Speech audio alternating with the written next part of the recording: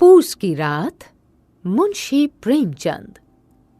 हल्कू ने आकर स्त्री से कहा, सहना आया है, लाओ, जो रुपए रखे हैं उसे दे दूं, किसी तरह गला तो छूटे।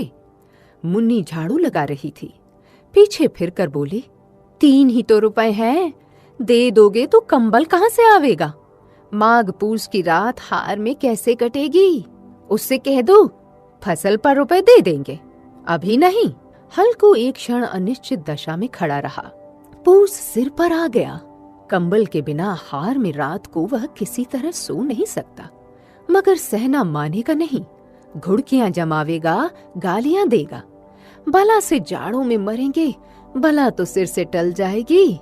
यह सोचता हुआ मुन्नी के समीप आ गया और बोला, ला दे दे, गला तो छूटे, कंबल के लिए कोई दूसरा उपाय सोचूंगा।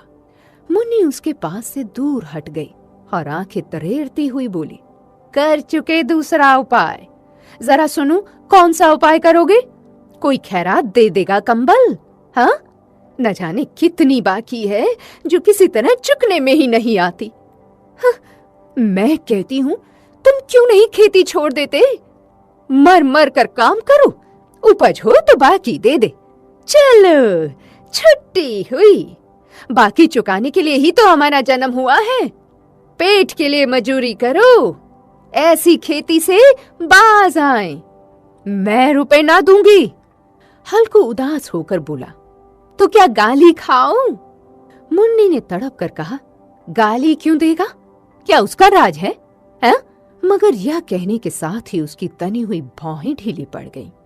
उसने जाकर आले पर से रुपए निकाले और लाकर हल्कू के हाथ पर रख दिए। फिर बोली, तुम छोड़ दो अब से खेती। मजूरी में सुख से 1 रोटी खाने को तो मिलेगी, किसी की धौंस तो न रहेगी। अच्छी खेती है, हाँ, मजूरी करके लाओ, वो भी उसी में झोंक दो, उस पर से धौंस। हल्कू ने रुपए लिए और इस तरह बाहर चला गया मानो अपना हृदय निकाल कर देने जा रहा है। एक एक पग के साथ उसका मस्तक अपनी दीनता के भार से दबा जा रहा था। पूस की अंधेरी रात, आकाश पर तारे ठिठुरते हुए मालूम होते थे। हल्कू अपने खेत के किनारे ऊख के पत्तों की छतरी के नीचे बांस के खटोले पर अपनी पुरानी गाढ़े की चादर ओढ़े पड़ा कांप रहा था। खाट के नीचे उसका संगी कुत्ता जबरा पेट में मुंह डाले सर्दी से कूं कूं कर रहा था। 2 में से एक को भी नींद ना आती थी। हल्कू ने हाथ निकालकर जबरा की ठंडी पीठ सहलाते हुए कहा, कल से मत आना मेरे साथ, नहीं तो ठंडे हो जाओगे। यह रांड पछुआ न जाने कहां से बर्फ लिए आ रही है। उठूं, फिर एक चिलम भरूं, किसी तरह रात तो कटे।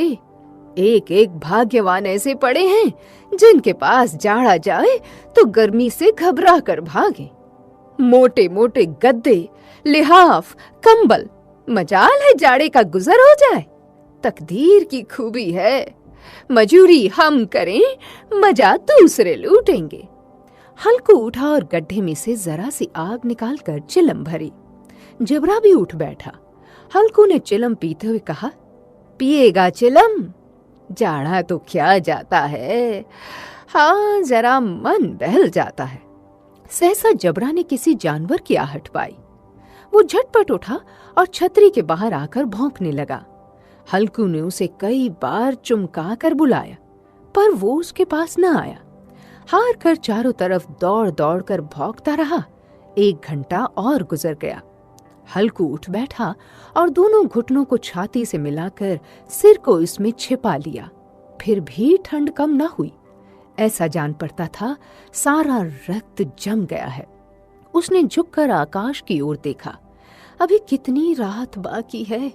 सप्तऋषि अब भी आकाश में आधे पे नहीं चढ़े। ऊपर आ जाएंगे तब कहीं सवेरा होगा।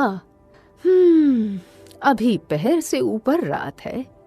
उसने पास के अरहर के खेत में जाकर कई पौधे उखाड़ लिए और उनका एक झाड़ू बनाकर हाथ में सुलगता हुआ उपला लिए बगीचे की तरफ चला। जबरा ने उसे आते देखा तो पास आया और दुम हिलाने लगा। थोड़ी देर में अलाव जल उठा। हल्कू अलाव के सामने बैठा आग ताप रहा था। एक क्षण में उसने दोहर उतार कर बगल में दबा ली और दोनों पांव फैला दिए, मानो ठंड को ललकार रहा हो। तेरे जी में जो आए सो कर। पत्तियां जल चुकी थीं, बगीचे में फिर अंधेरा छाया था। हल्कू ने फिर चादर ओढ़ ली और गर्म राख के पास बैठा एक गीत गुनगुनाने लगा। उसके बदन में गर्मी आ गई थी। जबरा जोर से भूख कर खेत की ओर भागा। हल्कू को ऐसा मालूम हुआ कि जानवरों का एक झुंड उसके खेत में आया है। शायद नील गायों का झुंड था। उनके कूदने दौड़ने की आवाजें साफ कान में आ रही थीं। फिर ऐसा मालूम हुआ कि वो खेत में चल रही हैं। उसके दिल ने कहा, नहीं, जबरा के होते कोई जानवर खेत में नहीं आ सकता। नोच ही डाले, मुझे भ्रम हो रहा है। कहा, अब तो कुछ नहीं सुनाई देता। मुझे भी कैसा धोखा हुआ। उसने जोर से आवाज लगाई, जबरा, जबरा। जबरा भौंकता रहा, उसके पास न आया। फिर खेत में चरे जाने की आहट मिली। उसे अपनी जगह से हिलना जहर लग रहा था। इस जाड़े पाले में खेत में जाना, जानवरों के पीछे दौड़ना असूझ जान पड़ा। वो अपनी जगह से न हिला। कैसी अच्छी खेती थी, पर ये दुष्ट जानवर उसका सर्वनाश किए डालते हैं। हल्कू पक्का इरादा करके उठा और 2-3 कदम चला। एकाएक हवा का ऐसा ठंडा चुभने वाला बिच्छू के डंक का सा झोंका लगा कि वो फिर बुझते हुए अलाव के पास आ बैठा और राख को कुरेद कर अपनी ठंडी देह को गरमाने लगा। वो उसी राख के पास गर्म जमीन पर चादर ओढ़कर सो गया। जबरा अपना गला फाड़े डालता था। नील गाय खेत का सफाया किए डालती थी और हल्कू गर्म राख के पास शांत बैठा हुआ था। सवेरे जब उसकी नींद खुली तब चारों तरफ धूप फैल गई थी और मुन्नी कह रही थी, क्या आज सोते ही रहोगे? तुम यहां आकर रम गए और उधर सारा खेत चौपट हो गया। हल्कू ने उठकर कहा, क्या तू खेत से होकर आ रही है?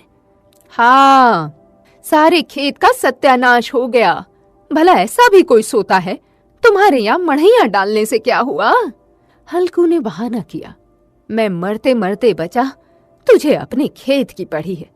पेट में ऐसा दर्द हुआ कि मैं ही जानता हूं। दोनों फिर खेत की ढाड़ पर गए। देखा, सारा खेत रौंदा पड़ा हुआ है और जबड़ा मढ़ैया के नीचे चित्त लेटा है, मानो प्राण ही न हो। दोनों खेत की दशा देख रहे थे। मुन्नी के मुख पर उदासी छाई थी, पर हल्कू प्रसन्न था। मुन्नी ने चिंतित होकर कहा, अब मजूरी करके माल गुजारी भरनी पड़ेगी।